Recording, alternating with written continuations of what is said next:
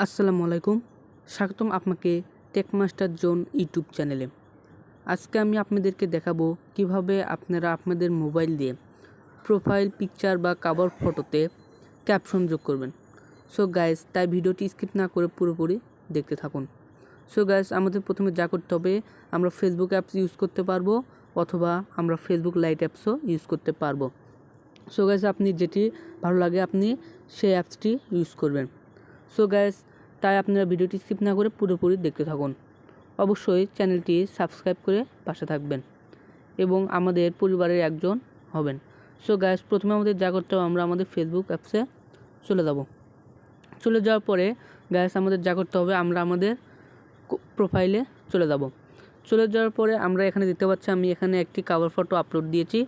So guys, আমরা একটু scroll করলেই দেখতে পারবো এখানে একটি কভার ফটো আপলোড দেওয়া হয়েছে 6 ঘন্টা আগে।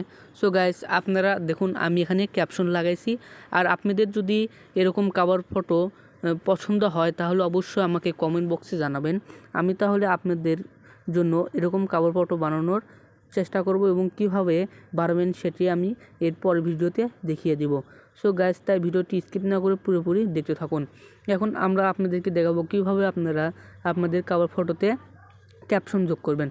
সো গাইস, তার জন্য আপনাকে যা করতে হবে তা হলো আপনি উপরে 3 ডট মেনু এই চিহ্নটি দেখতে পাচ্ছেন, সেখানে ক্লিক করবেন। ক্লিক করার পরে আপনি এখানে এডিট পোস্ট নামে একটা অপশন দেখতে পাচ্ছেন, সেখানে ক্লিক করবেন। ক্লিক করার পরে আপনি যা করতে হবে আপনি এখানে লিখবেন।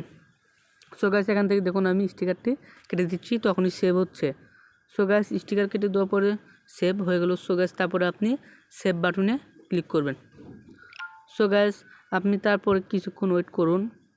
ওয়েট করার পরে দেখুন আপনার ক্যাপশনটি সেভ হয়ে গেছে। সো গাইস, আপনি এভাবে আপনার মোবাইল দিয়ে ফেসবুক কভার ফটোতে ক্যাপশন যোগ করবেন। সো গাইস, ভিডিওটি দেখে আপনি উপকৃত হলে অবশ্যই আমার চ্যানেলটিকে সাবস্ক্রাইব করবেন। আসসালামু আলাইকুম।